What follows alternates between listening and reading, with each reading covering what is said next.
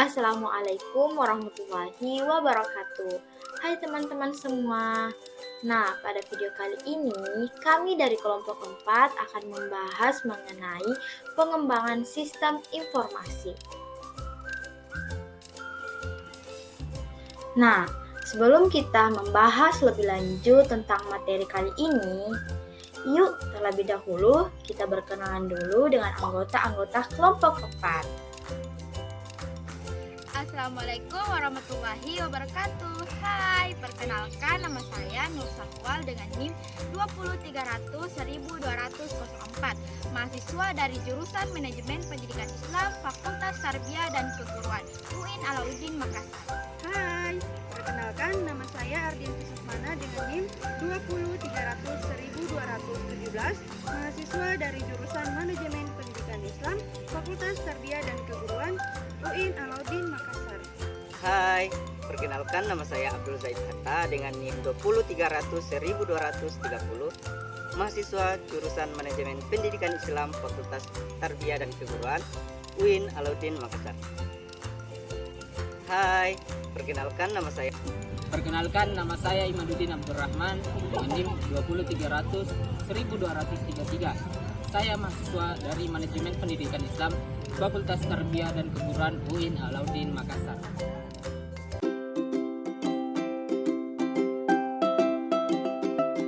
Membahas mengenai pengembangan sistem informasi itu sendiri. Dimulai dari apa sih itu pengembangan sistem informasi? Nah, pengembangan sistem informasi adalah penyusunan suatu sistem yang baru untuk menggantikan sistem yang lama secara keseluruhan atau memperbaiki sistem yang telah ada. Nah, pada awalnya sistem informasi ini masih dilakukan oleh programmer, yang mana manajemen perusahaan mengharuskan programmer membuat program tertentu untuk membantu aktivitas perusahaan. Hingga saat ini, sistem informasi terus berkembang mengikuti zaman dan masyarakat semakin sadar bahwa sistem informasi sangat digunakan dan memudahkan suatu organisasi atau perusahaan dalam memperoleh informasi. Nah, dalam mengembangkan sistem informasi tidak semudah yang dibayangkan. Ada tahap-tahap yang harus dilakukan untuk melakukan pengembangan sistem informasi. Di sini ada 6 tahap yang perlu dilakukan. Yang pertama yaitu tahap perencanaan. Tahap ini merupakan suatu rangkaian kegiatan sejak ide pertama yang melatar belakangi pelaksanaan pengembangan sistem dilontarkan. Yang kedua yaitu tahap analisis. Tahap ini bertujuan untuk mengetahui apakah teknologi informasi tersebut relevan atau sesuai dengan organisasi yang bersangkutan. Yang ketiga yaitu tahap perancangan atau desain. Di sini, tim teknologi informasi bekerja sama dengan tim bisnis atau manajemen melakukan perancangan komponen-komponen sistem yang terkait. Yang keempat yaitu adanya tahap pembangunan fisik atau konstruksi. Berdasarkan desain yang telah dibuat sebelumnya, konstruksi atau pembangunan sistem yang sesungguhnya secara fisik dibangun pada tahap ini. Tim teknis merupakan tulang punggung pelaksanaan tahap ini, mengingat semua hal yang bersifat konseptual harus diwujudkan dalam suatu konstruksi teknologi informasi. Dan yang kelima yaitu tahap implementasi. Tahap implementasi merupakan tahap yang paling kritis karena untuk pertama kalinya sistem informasi yang diciptakan akan dipergunakan di dalam organisasi. Yang terakhir yaitu tahap pasca implementasi. Pengembangan sistem informasi biasanya diakhiri setelah tahap implementasi dilakukan. Namun ada satu tahapan lagi yang harus dijaga dan diperhatikan oleh manajemen suatu perusahaan, yaitu adanya tahap pasca implementasi. Pada tahap ini adalah bagaimana pemeliharaan sistem akan dikelola di kemudian hari di masa depan, sehingga perlu adanya tahap pasca implementasi dalam mengembangkan sistem informasi.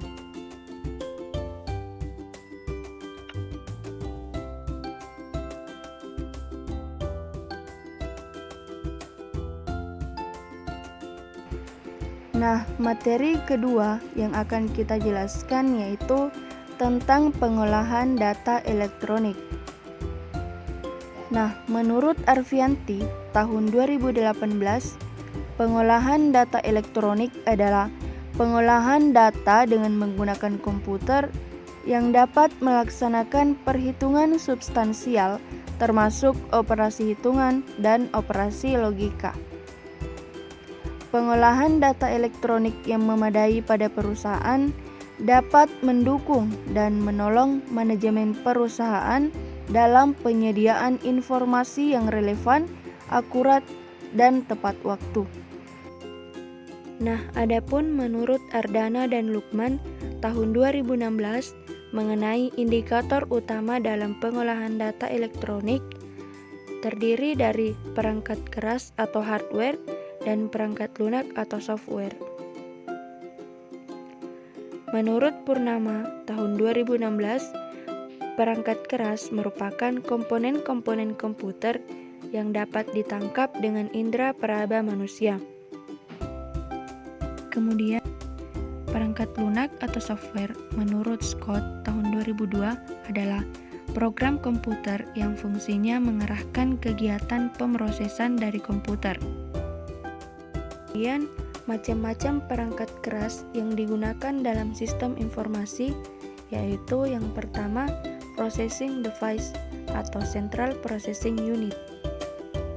Central processing unit berperan untuk memproses arahan, melaksanakan pengiraan, dan menguruskan laluan informasi menerusi sistem komputer.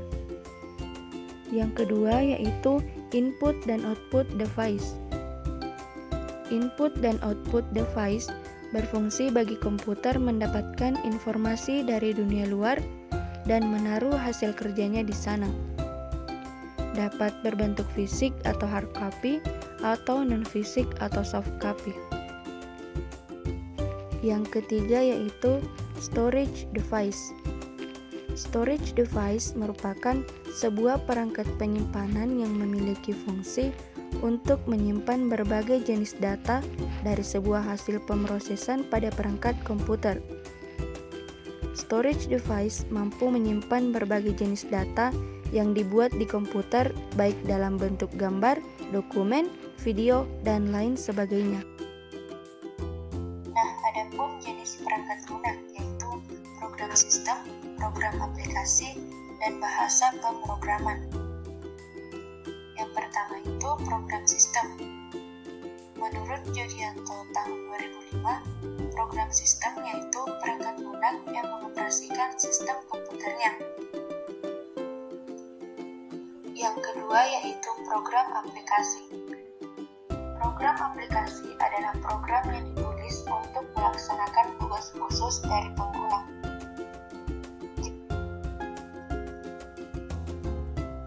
Dan yang ketiga, bahasa pemrograman. Program komputer ditulis dengan bahasa yang biasa disebut sebagai bahasa pemrograman komputer atau perangkat lunak bahasa.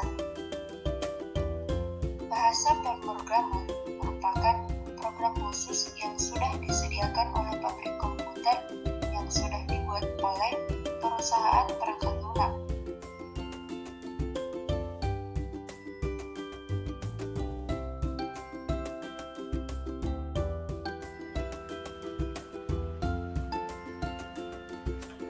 Baik, materi selanjutnya itu tentang sistem informasi manajemen. Sistem informasi manajemen merupakan sistem yang mengelola serta mengorganisasikan data dan informasi yang berguna untuk mendukung pelaksanaan tugas dalam suatu organisasi.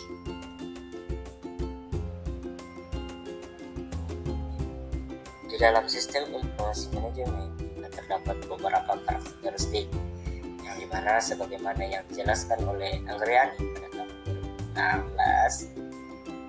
Karakteristik sistem informasi terbagi atas 4. Pertama, karakteristik scope yang dimana mempunyai 3 subdimensi yaitu fokus, kuantifikasi, dan waktu. Karakteristik kedua yaitu aggregation atau pengumpulan, merupakan ringkasan informasi yang fungsi periode waktu, dan model keputusan. Karakteristik ketiga yaitu karakteristik integration atau integrasi yang memberikan sarana koordinasi antara segmen atau subunit atau antar subunit dalam organisasi.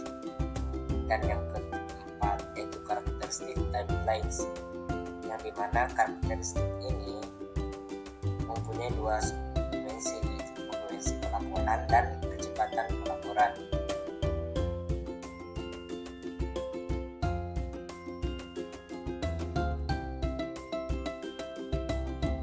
SPK sendiri merupakan suatu pendukung pengambilan keputusan dengan menggunakan berbagai informasi yang ada. Maka dari itu, menurut ahli Raymond McLeod Jr. memasukkan SPK sebagai bagian dari manajemen information system dan mengidentifikasikan SPK sebagai penghasil informasi spesifik yang ditujukan untuk memecahkan suatu masalah tertentu yang harus dipecahkan oleh manajer pada berbagai tingkatan.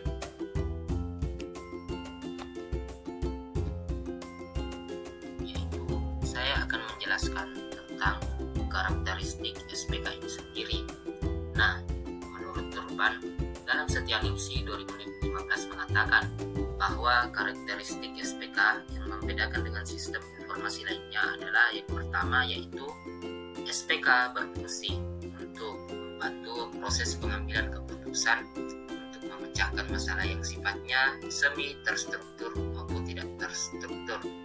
Kemudian yang kedua yaitu SPK bekerja dengan melakukan kombinasi model-model dan teknik-teknik analisis dengan memasukkan data yang telah ada dan fungsi pencari informasi. Nah, kemudian yang ketiga, SPK dibuat dengan menggunakan bentuk yang memudahkan pemakai atau user friendly dengan berbagai instruksi yang interaktif, sehingga tidak perlu seorang ahli komputer untuk menggunakannya. Nah, kemudian yang keempat yaitu SPK sedapat mungkin dibuat dengan fleksibilitas dan kemampuan adaptasi yang tinggi untuk menyesuaikan dengan berbagai perubahan dalam lingkungan dan kebutuhan pemakai.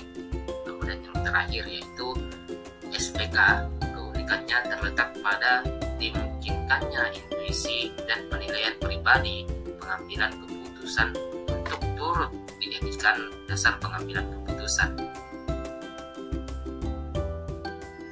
Nah, setelah pembahasan yang sebelumnya, tentunya pasti ada pihak-pihak yang terlibat dalam SPK ini sendiri.